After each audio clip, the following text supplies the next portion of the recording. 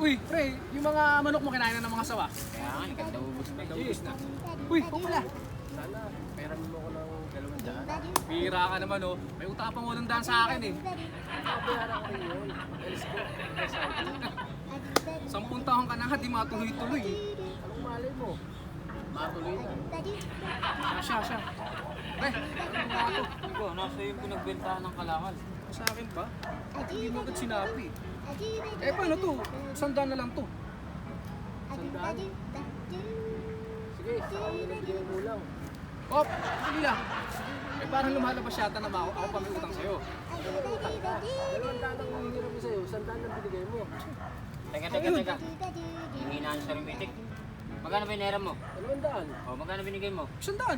O, magkano kulang? 100. O, Eh teka, eh paano yung utang yung 100? o bigay mo yung utang mo 100. Oh.